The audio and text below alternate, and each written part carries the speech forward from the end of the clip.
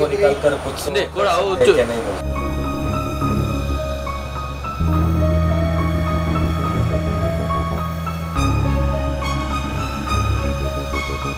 उनका पापा ने ग्राम पंचायत इलेक्शन लड़ने वाले थे ना, इसीलिए उनको डराने के लिए ये सब किया था। ಮತ್ತೆ ನಮಗೆ ಸಿಗೋದು 56 ಡೇಸ್ ಆದಮೇಲೆ ನಮಗೆ ಡೆಡ್ ಬಾಡಿ ಅಂದರೆ ಜಸ್ಟ್ ಸ್ಕೆಲೆಟನ್ ಮಾತ್ರ ಇತ್ತು. ಅದರಲ್ಲಿ ಡ್ರೆಸ್ ಮತ್ತು ಅವಳ ಕೈಯಲ್ಲೊಂದು ರಿಸ್ಟ್ ವಾಚ್ ಇತ್ತು. ಅದರ ಮೇಲೆ ಐಡೆಂಟಿಫೈ ಮಾಡಿದರು.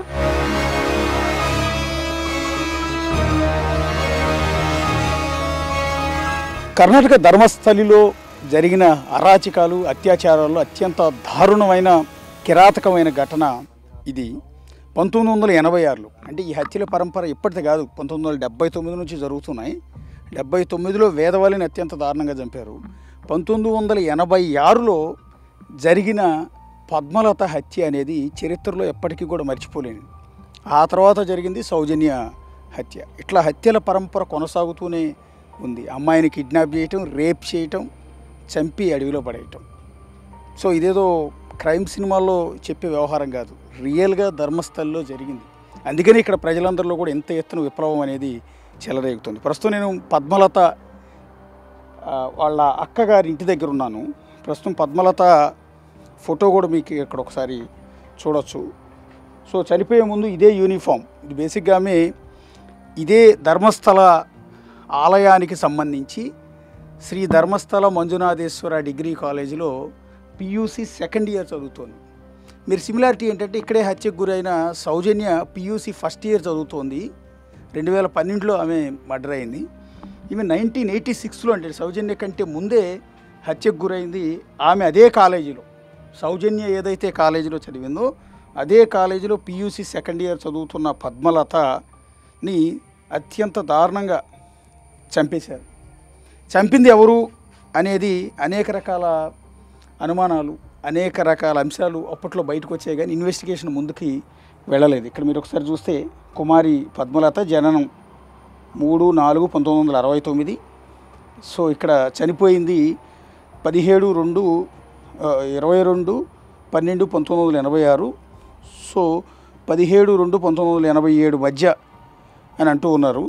సో 2 డేట్లు ఎందుకు వేశారు అనేది ఒకసారి మనం చూడాల్సి ఉంటుంది. ఇదే యూనిఫామ్లో కాలేజీ నుంచి వస్తూ ఉండగా ఆమెను కిడ్నాప్ చేశారు. ఆ తర్వాత 56 రోజుల పాటు వాళ్ళ దగ్గరే ఉంచి ఆమెని రేప్ చేసి అత్యంత కిరాతకంగా ఆమె డెడ్ బాడీని అడవిలో పడేశారు. సో ఇందులో మరొక విషాదం ఉంది. ఆమె తండ్రి దేవానంద్ న్యాయ పోరాటం చేస్తూనే ఉన్నారు. అలా చేసే క్రమంలో ఎప్పటికైనా న్యాయం దక్కకపోతుందా అని వీళ్ళు హిందువులైనా కూడా కూతురి మృతదేహాన్ని దహనం చేయకుండా, అంటే కాల్చకుండా పూడ్చిపెట్టారు, ఒక సమాధి కట్టారు. ఎందుకంటే ఏదో ఒక రోజు ఆ బాడీని పైకి తీసి నిజాలు నిగ్గు తేలుస్తారు అన్న ఆశతో ఆ తండ్రి ఎదురు చూసి ఆయన కూడా ప్రాణాలు కోల్పోయాడు. కానీ ఇంతవరకు పద్మలతకి న్యాయం అనేది జరగలేదు. పద్మలత గారి అక్కగారు, సొంత అక్క మనకు ఎదురుగా కనిపిస్తూ ఉన్నారు. ఆ బాధనంతా దిగమింగుకుని ఆ కుటుంబానికి జరిగిన అన్యాయాన్ని తలుచుకుని వాళ్ళు ప్రతిరోజు కుమిలిపోతూనే ఉన్నారు. సో పద్మలత గారి బావగారు అంటే అక్కగారి హస్బెండ్, ఈ ఫ్యామిలీ కూడా న్యాయం కోసం తిరుగుతూనే ఉన్నారు. తమ పద్మలతను ఇంత దారుణంగా చంపితే భారతదేశంలో కనీసం చట్టాలు లేవా, మాకు న్యాయం చేసేవాళ్ళు లేరా అని పద్మలత తల్లిదండ్రులు, పద్మలత అక్క బావ అందరూ కూడా తిరుగుతూనే ఉన్నారు. కానీ ఇప్పటికీ వాళ్ళకి న్యాయం అనేది ఎక్కడ కూడా దక్కలేదు. ఒకసారి పద్మలతని సమాధి చేసిన చోట, ఇందాక నేను చెప్పాను కదా, హిందూ సాంప్రదాయం ప్రకారం వాళ్ళని దహనం చేయాల్సింది పోయి కావాలని న్యాయం కోసం ఆమెని పూడ్చిపెట్టారు. అక్కడే సమాధి కట్టారు, అడవిలో ఉంది.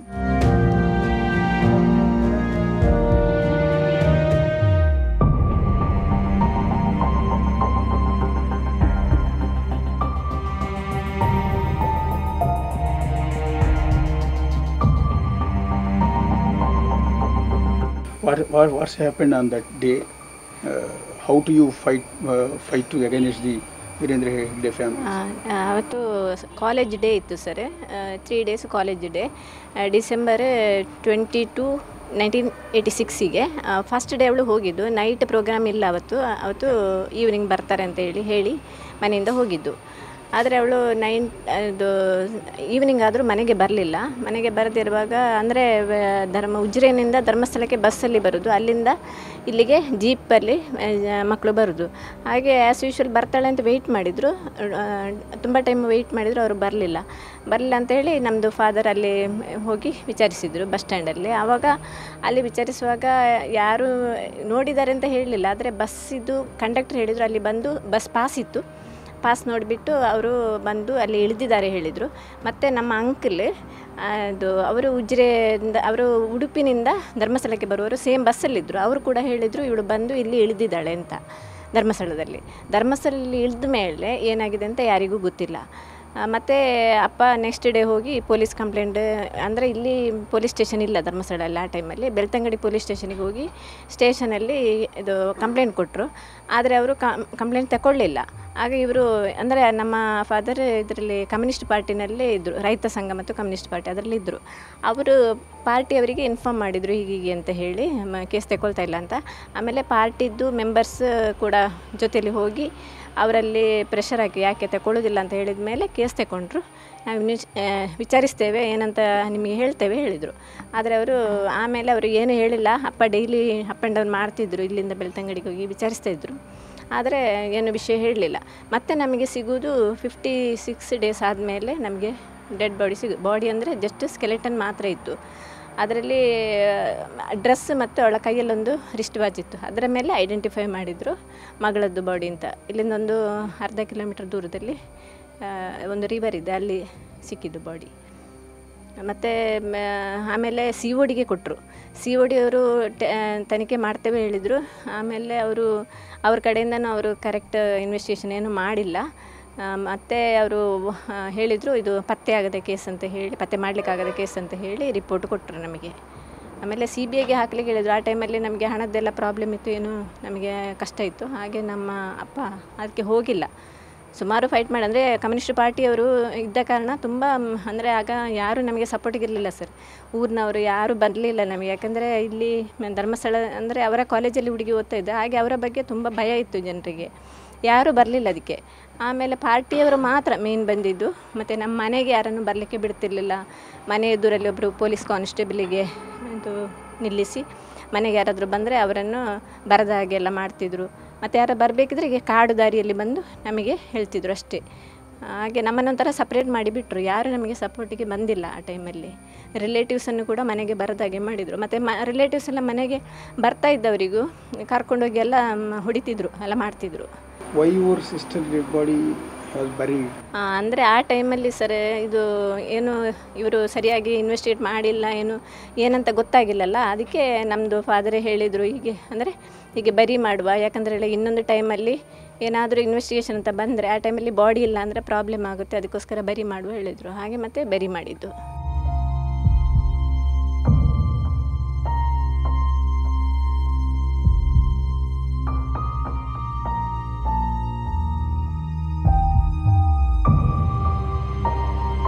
ఇక్కడ ఈ ఫోటో కింద బేసిక్గా జనన డేటు మరణం డేట్ అనేది సహజంగా వేస్తుంటాం. ఇక్కడ పద్మలతకు మాత్రం ఇదిగో 22/12/1986, 17/2/1986 మధ్య అని 2 డేట్లు వేశారు. అంటే ఎప్పుడు ఆమె హత్యకు గురైంది అనేది క్లారిటీ లేదు.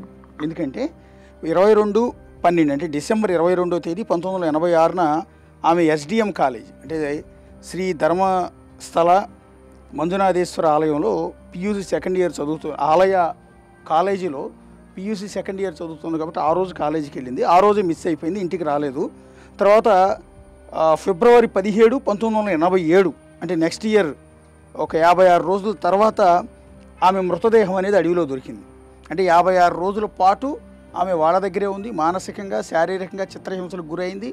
ఆ తర్వాత ఒక ఎముకల గూడులా మారిన ఆమె శరీరాన్ని తీసుకొచ్చి అడవిలో పడేశారు. ఒంటి మీద బట్టలు కూడా లేకుండా. అంటే ఎంత దారుణమైన స్థితిలో ఆమె చిత్రహింసలు పెట్టుంటారు ఇన్ని రోజుల పాటు అనేది. అందుకని వీళ్ళకి చనిపోయిన డేట్ ఎగ్జాక్ట్ తెలియదు కాబట్టి బాడీ దొరికిన డేటు, మిస్ అయిన డేటు 2 డేట్లను కూడా ఈ ఫోటోలో పెట్టారు. ఇక రెండోది పద్మలత అక్కతో ఇప్పుడు మాట్లాడాం మనం, అక్కని చూసాం.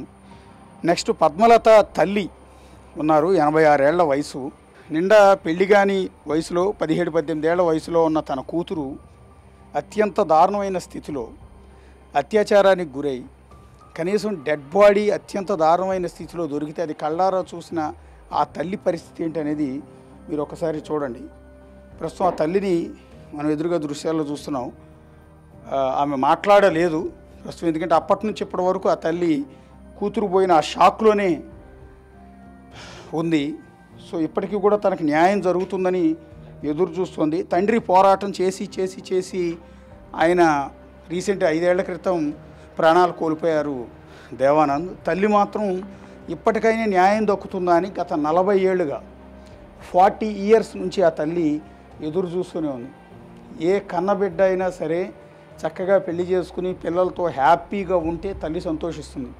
అలాంటి కూతురు ఒక దారుణమైన స్థితిలో ఒకళ్ళ చేతిలో రేపుకు గురే, ఒక చేయని పాపానికి, చేయని తప్పుకి ఆమె జీవితం అర్ధాంతరంగా ముగిసిపోతే ఏ తల్లైనా ఎలా తట్టుకోగలుగుతుందో ఒక్కసారి ఆలోచించండి. ఇప్పుడు ఈ తల్లి పరిస్థితి కూడా అదే, పూర్తిగా షాక్లో ఉంది, మాట్లాడలేని పరిస్థితుల్లో ఉంది. సో అందుకని ఆమెను మాట్లాడించే ప్రయత్నం కూడా మనం చేయటం లేదు.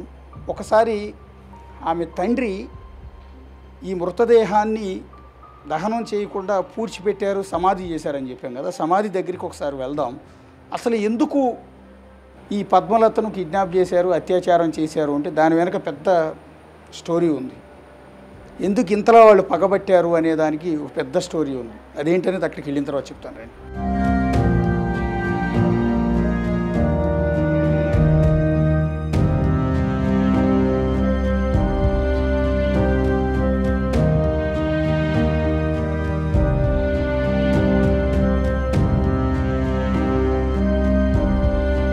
ఈ వెనక్కి కనిపిస్తున్నదే పద్మలత నివాసం. అంటే 1986 డిసెంబర్ 22వ తేదీ ఆమె మిస్ అయ్యే వరకు ఇదే ఇంట్లో ఉంది.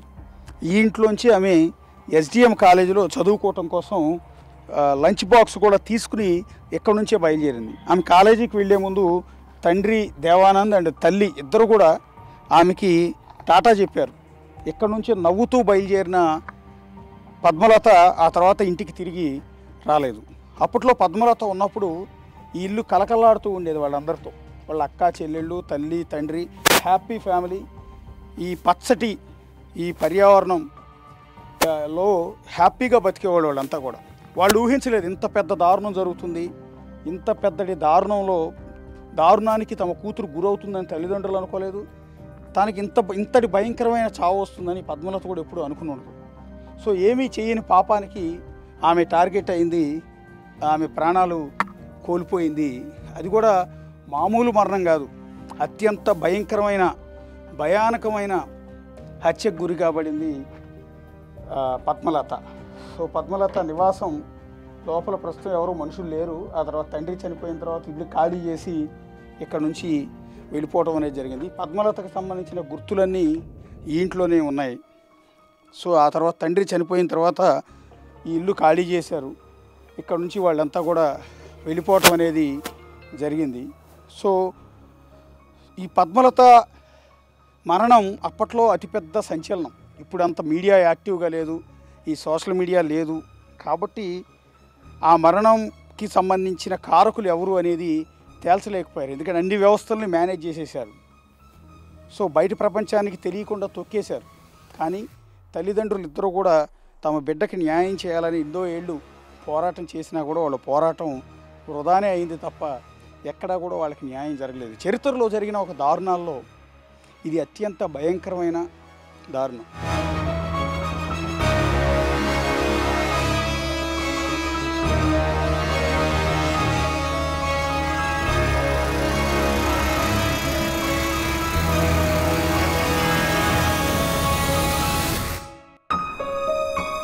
ఇదే పద్మలత సమాధి. ఈ సమాధి కిందే ధర్మస్థలంలో జరిగిన ఒక అరాచకానికి సంబంధించిన నిజం దాక్కుని ఉంది. ఎస్, వాళ్ళ తండ్రే ఆ నిజాన్ని ఎప్పటికైనా బయట పెట్టడం కోసం తన కూతురి మృతదేహాన్ని ఈ విధంగా ఖననం చేశారు.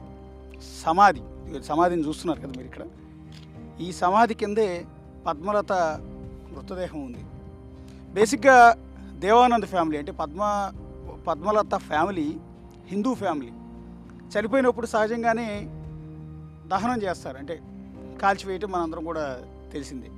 కానీ తండ్రి ఎందుకు సమాధి చేశాడు అంటే, ఏదో ఒక రోజు తన కూతురు కేసుకు సంబంధించి దర్యాప్తు ప్రారంభించి మళ్ళీ ఆ మృతదేహాన్ని కనుక వెలికి తీస్తే అప్పటికి పుర్రెలు ఎముకలు ఉంటాయి కాబట్టి వాటి ఆధారంగా ఏమైనా ఎంక్వైరీ చేసి తన కూతురికి జరిగిన ఆ దురాఘాతాన్ని బయట ప్రపంచం ముందుంచి ఎవరైతే ఈ దారుణమైన పనికి పాల్పడ్డారో వాళ్ళకి ఏమైనా శిక్ష పడుతుందేమోనన్న ఆశతో ఆ తండ్రి దేవానంద్ ఈ విధంగా సమాధి చేశారు. బహుశా నేను అనుకోవటం ఏంటంటే, ఒక తండ్రి ఒక న్యాయం కోసం ఈ విధంగా చేయటం అనేది ఇండియన్ హిస్టరీలో మొట్టమొదటి కేసు అయి ఉంటుంది. సో అంతటి అరాచకం ఇక్కడ జరిగింది. అది వింటుంటేనే చాలా బాధ అనిపించింది. అందుకని అడవిలో ఇలా నడుచుకుంటూ సమాధి దగ్గరికి వచ్చి మీకు చూపిస్తూ ఉన్నాను. ఎందుకు పద్మలతని వాళ్ళందరూ చంపారు అంటే, ఈమె ఎస్డిఎం కాలేజీలో పియూసీ సెకండ్ ఇయర్ చదువుతుందని చెప్పాను కదా. ఈ ఎస్డిఎం కాలేజీ అప్పట్లో కావచ్చు, ఇప్పుడు కావచ్చు, మంజునాథ దేవాలయం అంటే ధర్మస్థల క్షేత్రం ఆధ్వర్యంలోనే నడపబడుతుంది. అందులోనే ఈమె స్టూడెంట్గా చదువుతుంది. ఈమెను కిడ్నాప్ చేసింది ఎవరో తెలుసా? ఆ ఎస్డిఎం కాలేజీ ప్రిన్సిపలే కిడ్నాప్ చేశారు. కిడ్నాప్ చేసి ఎవరైతే వీళ్ళు అపోనెంట్స్ ఉన్నారో వాళ్ళకి ఆమెను అప్పచెప్పారు. వాళ్ళు అత్యాచారం చేసి తీసుకొచ్చి ఇదే అడవిలో వెనకాల పడేశారు. సో ఇంతకీ ఎందుకు కిడ్నాప్ చేసి ఈమెను అత్యాచారానికి పాల్పడాల్సి వచ్చింది అంటే, ఇక్కడ ఈమె తండ్రి దేవానంద్ లోకల్గా కమ్యూనిస్ట్ లీడర్. సో అప్పట్లో ధర్మస్థల క్షేత్ర నిర్వాహకులైన వీరేంద్ర హెగ్డే అండ్ ఫ్యామిలీకి వ్యతిరేకంగా కొన్ని యాక్టివిటీస్ చేసేవారు. అలా చేస్తున్నప్పుడు వాళ్ళకి మధ్య ల్యాండ్ డిస్ప్యూట్ అనేది కొంత ఉంది. ఎందుకంటే వీళ్ళ ఇంటి పక్క నుంచి ఉన్నదంతా కూడా మంజునాథేశ్వర ఆలయ ట్రస్ట్కి సంబంధించింది. అంటే వీరేంద్ర హెగ్డే ఫ్యామిలీకి సంబంధించిన ప్రాపర్టీస్ అన్నీ ఉంటాయి. ఎంటైర్ ధర్మస్థలంలో దాదాపు 90% వాళ్ళ కిందే ఉంటుంది. అందులో కొంత ల్యాండ్ వాళ్ళ దాంట్లో కలుపుకోవడానికి అడిగితే ఆయన ఒప్పుకోలేదు. అక్కడి నుంచి వివాదం మొదలైంది. బేసిక్గా కమ్యూనిస్ట్ లీడర్ కాబట్టి ఆయన కొంత అగ్రెసివ్గానే రియాక్ట్ అయ్యారు. వాళ్ళ బెదిరింపులకి ఎక్కడా కూడా లొంగలేదు. ఇక రెండోది, అప్పట్లో రాజకీయాల్లో ఇక్కడ ఎవరు కూడా పోటీ చేయడానికి ముందుకు వచ్చేవాళ్ళు కాదు. సో వీరేంద్ర హెగ్డే ఫ్యామిలీని ఎదిరించి ఎవరూ పోటీ చేయడానికి సాహసించేవాళ్ళు కాదు. కమ్యూనిస్ట్ లీడర్ అయిన దేవానంద్ పంచాయతీ ఎలక్షన్లో పోటీ చేయాలని భావించారు, పిలుపునిచ్చారు, పోటీ చేశారు. కానీ నువ్వు విత్డ్రా కావాలి, నువ్వు పోటీ చేయడానికి వీల్లేదని వాళ్ళు బెదిరించారు. బెదిరించినా కూడా ఆయన లొంగల. ఆల్రెడీ వీరికి వారికి మధ్య ల్యాండ్ డిస్ప్యూట్ ఒకటి ఉంది. రెండోది, ఎన్నికల్లో పోటీ చేస్తే ఇక్కడ మనకు ఒక అపోనెంట్ టీం తయారవుతుందన్న ఉద్దేశంతో నీ కూతుర్ని చంపేస్తామని, నిన్ను చంపేస్తామని బెదిరింపు మెసేజ్లు కూడా అప్పట్లోనే వాళ్ళకి ఒక మనుషుల చేత పంపించారు. అయినా కూడా ఆయన లొంగల. కానీ ఇంతటి ఘాతుకానికి పాల్పడతారని మాత్రం ఆయన ఎక్స్పెక్ట్ చేయలే. సో చివరికి కూతురిని ఈ విధంగా సమాధిలో చూసుకోవాల్సిన పరిస్థితి వస్తుంది, కూతురి డెడ్ బాడీని అడవిలో చూసుకోవాల్సిన పరిస్థితి వస్తుందని ఆయన ఎక్కడా కూడా ఎక్స్పెక్ట్ చేసి ఉండడు. ఎక్కడా నేను పోరాటం చేస్తున్నాను కాబట్టి ఆ పోరాటంలో విజయం సాధిస్తాను అనుకున్నాడు తప్ప, కానీ ఇంత పెద్దవాళ్ళకి ఎదురెళ్తున్నాను, నా కూతురు ముక్కుపచ్చలారని జీవితం నాశనం అయిపోతుందని బహుశా దేవానంద్ ఆ రోజుల్లో ఎక్స్పెక్ట్ చేయలే. సో అన్నట్టుగానే వాళ్ళు చెప్పినట్టు వినకుండా ఎన్నికల్లో పోటీ చేశాడనే కారణంతో, అంతేకాకుండా వాళ్ళ భూమిని వాళ్ళకి రాసియలేదనే కారణంతో చివరికి ఆమె కూతురిని ఆమె చదువుతున్న ఎస్డిఎం కాలేజీ ప్రిన్సిపల్ చేత కిడ్నాప్ చేయించి ఆ తర్వాత ఆమెను అత్యంత దారుణంగా అత్యాచారం చేసి ఆమెను క్రూరంగా చంపి అడవిలో పడేశారు. సో ఇది ఆమె స్టోరీ. కేవలం ఎన్నికల్లో పోటీ చేశారనే కారణంతో ఆమె కూతుర్ని ఈ రకంగా రేప్ చేసి చంపేశారు. సౌజన్య కేసు కూడా అంతే. ఇట్లా వాళ్ళ తండ్రులు మాట వినలేదనే కారణంతో కూతుర్ని రేప్ చేసి చంపడం అనేది ఇక్కడ ఆనవాయితీ, సాంప్రదాయం. సో ఇప్పుడు ఏ తండ్రి చేయని ఒక సాహసం ఆ తండ్రి దేవానంద్ చేశారు. తన కూతుర్ని దహనం చేయకుండా ఈ విధంగా పూడ్చిపెట్టారు ఇదే సమాధిలో. సో ఈ సమాధి కిందే ఇప్పుడు పద్మలత మృతదేహానికి సంబంధించిన ఆనవాళ్ళన్నీ కూడా ఇక్కడే ఉంటాయి. కానీ ఇన్నేళ్ళైనా కూడా ఆ కుటుంబానికి ఇప్పటివరకు కూడా న్యాయం అన్నది మాత్రం జరగలేదు. సో పద్మలత ఈ రోజుకు కూడా ఇదే సమాధిలో బాధగా రోధిస్తూనే ఉంది. ఆమె ఆత్మ ఈ రోజుకి రోధిస్తూనే ఉంది. నాకు ఇంకా న్యాయం జరగదా, ఇక్కడ చట్టాలు లేవా అని ఇక్కడే కూర్చుని ఆమె రోధిస్తోంది. కెమెరా పర్సన్ రాజుతో కలిసి అశోక్, బిగ్ టీవీ, ధర్మస్థల పద్మలత ఇంటి దగ్గర నుంచి.